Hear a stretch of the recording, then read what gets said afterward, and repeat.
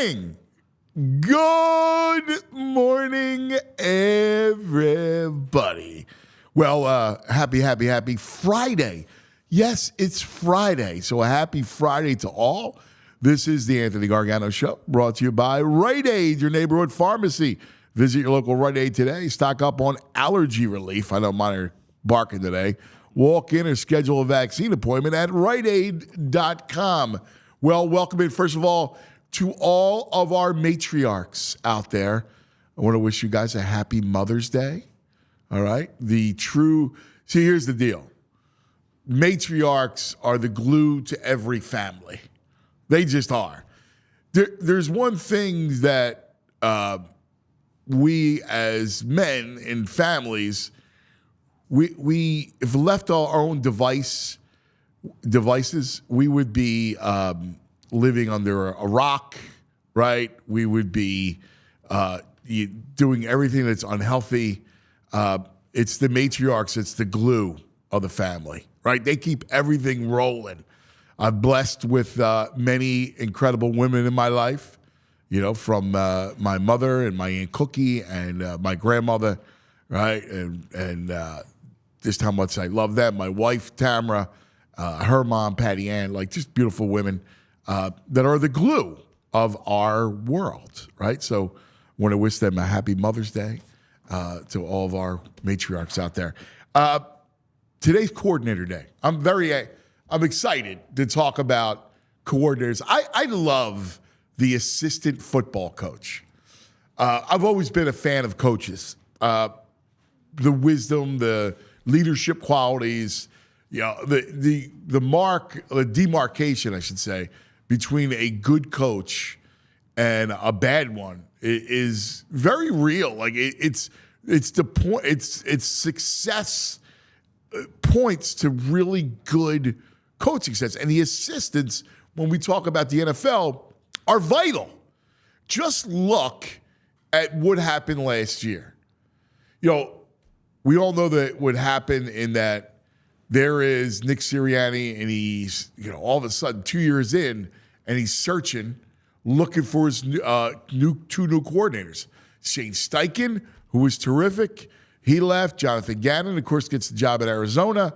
And so now he's stuck, and he's looking around, and both of those coordinators, Brian Johnson, Sean Desai, were failures. I mean, it didn't work out.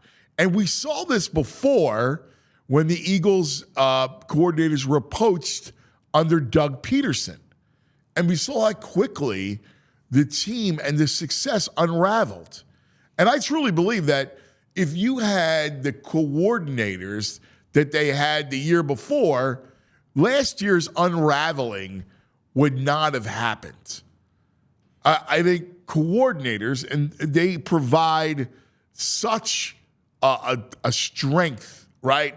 Look, the head coach is only going to do so much. The head coach is CEO. But the coordinators, and of course your position coaches, get down in the trenches, right? Like they're the ones that are coming up with the game plan and communicating that to the players, and they're vital to success. And I have to tell you, both coordinators talked yesterday, Vic Fangio and Kellen Moore. They spoke yesterday. We've got our first introduction to the coordinators, and I'm happy, and this is what has me most happy about. It's not about scheme, right? It's about having two guys who are veterans, two guys that have done it, right? Like Vic Fangio, this is going to be his last stop. He said so yesterday, that this will be his last stop. Kellen Moore has been a play caller. He knows how to call plays. That's such an important thing. We saw Brian Johnson struggle with that. You need someone that can work hand in hand with Jalen Hurts, and you need someone that understands the art of play calling. It's a very vital aspect in kind of how you're going to play. So having those two veterans really, I think, means something. Vic Fangio is interesting because he's the prototypical, casting 101 of a defensive coordinator. I love those guys, right? Jim Johnson was such an important hire to Andy Reid. So Andy hires Jim, and Andy, of course, an offensive guy, is able to turn the defense over to Jim Johnson and didn't have to worry about it, right? Like, hey, Jim, what's the game plan? So on Fridays, they would have their meeting, and they would go over the game plan. But he and Andy was very good at this, delegating and allowing Jim Johnson to do what his thing. Do your thing, man. I'm focused on the offense. I need you to focus on defense, and you handle it. Like, we'll go over our game plan, and of course they need to mesh because your play calling needs to mesh on both sides of the ball. But you handle it, right? You know, it's your game plan. You're going to talk to the players. You're going to communicate that stuff. And he was such a big hire, man, and you saw what happened when Jim passed away. That's when Andy started to struggle here, right? Like, when Jim died, that's when the thing started to go awry. Like, I love Sean McDermott, and I think Sean McDermott would have been a terrific coordinator here. It was just hard filling Jim Johnson's shoes in a veteran locker room, right? Like, he was their age, a lot of those the older veterans. Like, so Sean was a peer. So they looked at him different, especially when you were coming off of, this grizzled, father figure, and that's what they are. And so, that was the glue. And now look, is it any wonder, all right, is it a coincidence that Andy Reid has had such incredible success in Kansas City with my guy Spags, right? With Steve Spagnuolo being his guy, and just like Jim Johnson, he gives Spags, the total control of the defense. They have the meeting on Friday for an hour, go over the game plan, just the same thing. But it's the stability. And that's why I think Fangio, and the Eagles have been flirting with Fangio for a while and trying to lure him, almost had him a couple times. And the fact that Fangio is here, I think is going to be a godsend to Nick Sirianni. Because that's an area, that part of the ball, he does not have to worry about. All right? Now, Fangio, that's his scheme. Now, I know we like the more attacking Jim Johnson, but Fangio can be aggressive. And, listen, it's going to fit kind of what they're about and how they've played. But you get the inventor of it, right? Like, you get the guy that drew it up, not any of the disciples that tried to run it. Whether it was Gannon, in fairness, didn't have a lot of the horses, but Gannon and then, of course, Desai was just a disaster. So you get Fangio. He spoke yesterday, and, I'm watching, I'm going, like, you love the guy. Like, automatically, here's a guy, he's from outside Scranton, a stone's throw from Scranton, loves the Phillies, right? Like, it's just a perfect place for him to end his career. He loves the area. He understands it. He gets it. Loves the Phillies. Like, it's just a fit. And he's the guy that I think Nick Sirianni can lean on. Kellen Moore is interesting, right? Because Kellen Moore's done it. And, look, did it in Dallas, had success, right? Like, their offense was good. So I'm interested to see, what he can do here, right, with Jalen. Already he was talked about motion, talked about play calling. So at least you have guys that are veterans that have done it. Because, I went through down the rabbit hole. And I don't know, like, I do this all the time because I'm a weirdo loser geek.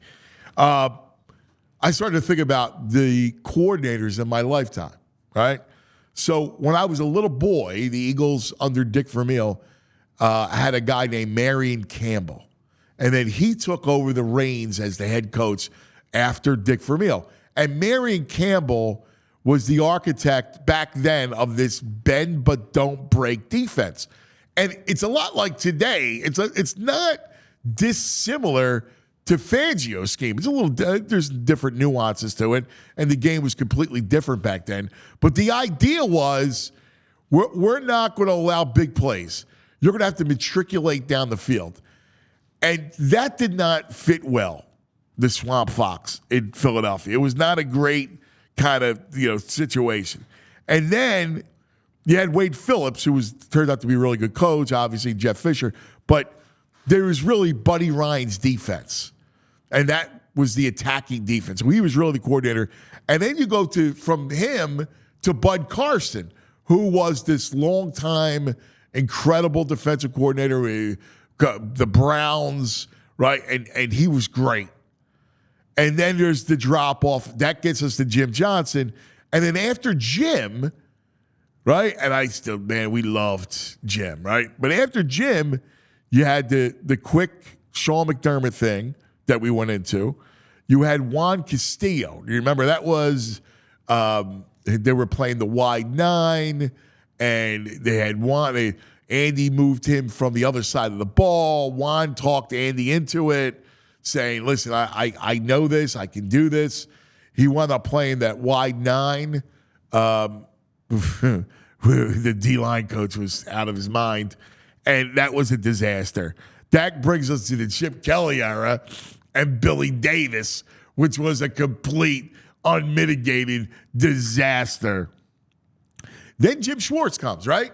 And Jim threw fastballs, and Jim was that kind of guy, veteran guy, been around the whole thing.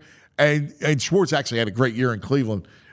So you had some stability. That brings Gannon, then Desai, and now Vic. And that's the story of the Eagles defensive coordinator through the years. The story of the OCs begin with Rich Kotite, who, again, was a disaster. Buddy Ryan, he had Randall. He didn't do anything with Randall. It was a mess. The Eagles offense always failed in the playoffs because Rich Kotite, right? Then Rich takes over as head coach. And then you had the Gruden, right? Gruden worked under there, was the OC. Then Dana Bible, if you remember that one. That was a disaster. And then you get into the Andy. Andy's first OC was Rod Dowhauer. Then it was Brad Childress. Now, Brad was a real good, great coach. And he was perfect for Andy because he was the run in Andy's ear. Because remember, Andy loved to throw it, right? Loved to throw it. And Brad was the run whisper in his ear, like, let's make sure we don't abandon the run game. Then from Brad, you went to Marty Morningway, and then to Pat Shurmur, all right? And then we get Doug and Frank Reich. And it's incredible. And we all thought that Frank Reich would be this really good head coach, which is amazing because he fails in Indianapolis and he fails in Carolina. And then it just is a disaster, right? Mike Rowe could not replace Frank Reich. Then you find gold under Sirianni with Shane Steichen. And then again, after Steichen leaves, Brian Johnson comes in, and it's Mike Rowe all over again. It's amazing how Doug lost both coordinators and Sirianni loses both coordinators, and both of it followed suit the exact same way. So there's your OCs through the year. It's fascinating. I feel good. I think there's some stability now in that coaching room with Vic Fangio and Kellen Moore. So we'll discuss that today. Jay Wright will join us. So yesterday, I sat down with Jay Wright. Yesterday afternoon after the show, Jay was in Florida, and he was really interesting. And, you know, what's interesting about him is that he loves Philadelphia. He absolutely loves Philadelphia. Like, he felt like everybody wants to talk about the Nova Knicks, and he was almost uncomfortable talking about just the Nova Knicks and made a point to talk about Kyle Lowry and talk about his assistants on the Sixers and how much he loves the Sixers. And, of course, you know he's a crazy Phillies fan. Like, he loves Philadelphia. He's Philadelphia through and through. So we had a great conversation. I guess he did another interview after, but it was really the first time. He says this in the interview, that it was our first time talking to anybody in the media. So it was great. We had a great conversation. You'll see that at 10 o'clock and hear that at 10 o'clock. So, and you'll love it because it goes beyond just the Nova Knicks. It goes into his recruiting of those players. It talks about how he is. We talk about how he is now. Like, he left, right? Like, what life is like for these coaches is so interesting. And Jay's happy. Like this whole idea that Jay would come back and coach anything, never. He is as happy as anything. I mean, I hear our executive producer, Julia, who we love, and she's laughing. And she got it because she was with me yesterday during the Jay interview. And he's like, man, I'm thrilled. Like, I'm just happy. I can go to the shore. I go to Phillies game, do whatever I want. So without any stress. So we'll get into that a little bit. We have the Friday Five, which is always a fun staple for Cousins Clubhouse. VG has just walked in. All right. So we'll have some fun with VG. And TV Todd on his way in. He's going to be in studio. So a lot of fun today on a Friday that's popping off with Olipop. Find your favorite Olipop flavor at your nearest Wawa. Oh, yeah, you can get it there. Here's my main man, my cohort, John Zapata. JP, good morning. Buenos dias, cuz. How are you, buddy? I'm good, but after hearing your list of coordinators there, I got a little sick, I'm not going to lie. Well, the coordinators through the years, I think, are fascinating. No, for sure. Like the changes that we've gone through. Like the defensive one is very interesting. I made my own list here. I still think that last year we should have. Listen, Desai or Matt Patricia, neither was a good option. I agree. But I think we should have kept with Desai. I think he should have just finished out the season. Really? Because I think that Patricia actually hurt the defense even more than already where it was at before he got let go there. The Billy Davis era, cuz I mean that was one of the softest Eagles defenses in my lifetime. And I'll to this day, I'll defend Billy Davis in this way. Okay. It is impossible To hurry up. to coach defense when your offense plays like that. I remember that, yeah. It's impossible. You're on the field for 40 minutes. That's true. Like you're on the field and you're wilting and your offense goes out and bang, bang, bang, bang, bang.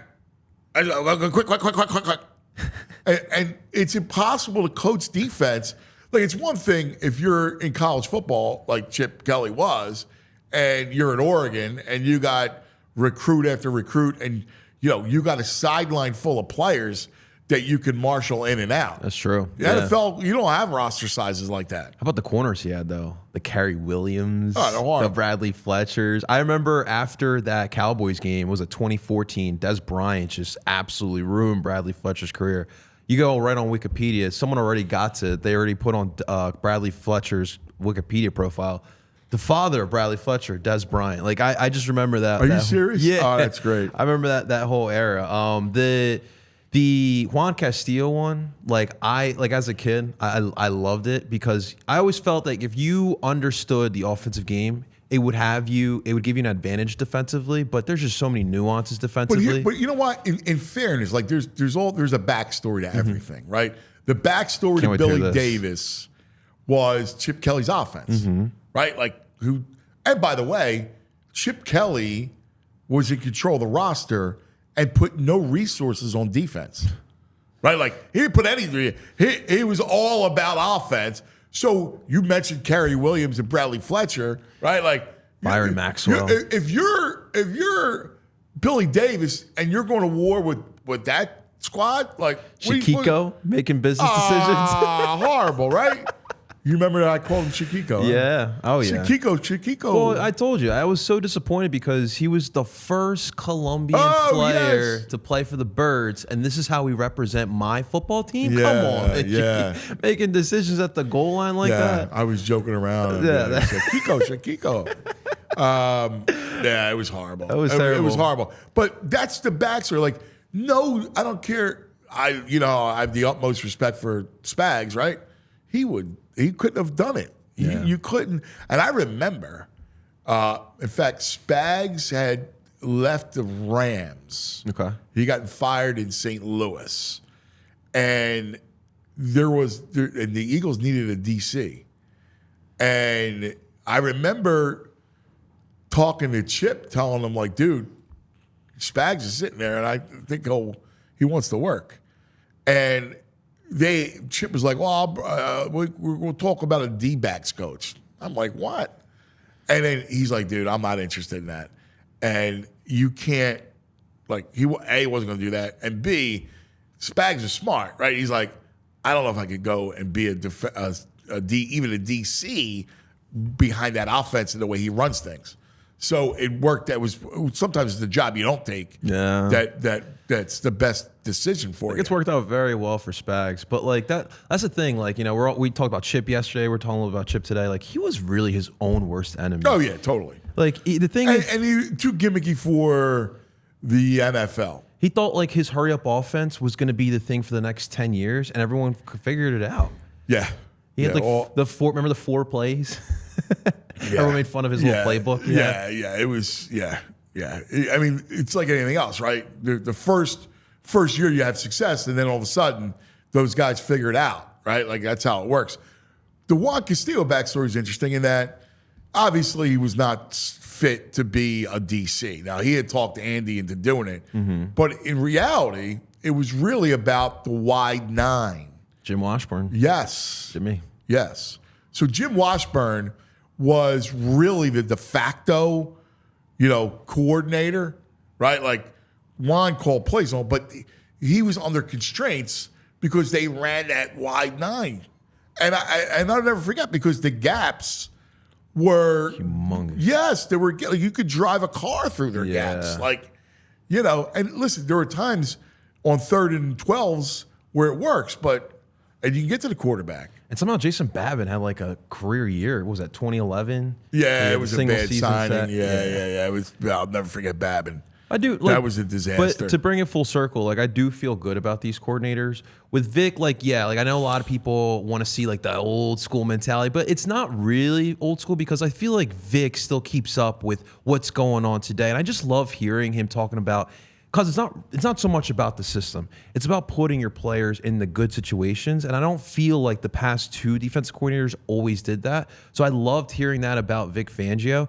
And look, he's gonna throw a lot at these guys early on. Well, but what he does too is he provides stability. Yeah. Right? Like knowing that, like if you're Nick Sirianni and you know that Jim Johnson is there. I mean Jim Johnson, it's a Freudian slip. That Vic Fangio's there. He's Andy Reid's Jim Johnson. Like, I don't have to worry about it. That's a part of a huge piece of the puzzle that I don't have to worry about. Like, It's like, hey, Vic, what's the game plan? We're playing the Browns. What's the game plan? What are we looking at, right? Has his meeting with Vic, right? Vic's doing all the install, right? He's handling all the players. You have your position coaches. That's a huge thing. And you don't have to worry about it because he's been in every situation. Yeah. Like, when you get a guy like Fangio, who's called a million games, who's been in a million of these situations, who was a head coach. You need a guy like that to lean on. I always thought that, listen, they had great success early, right? With Steichen and Gannon. Look, got to a Super Bowl. But I was always a believer when you have a first-time head coach and a young head coach, that you bring your grizzled veteran that you can lean on. It just makes sense to have someone that's been through the wars to help you navigate, right? And maybe, and that's probably one of the reasons for like a drop-off, right? Like the drop-off comes like, how do we handle? That was the first adversity that Sirianni faced. Yeah. Right? Like his first year, they do well. Second year is incredible.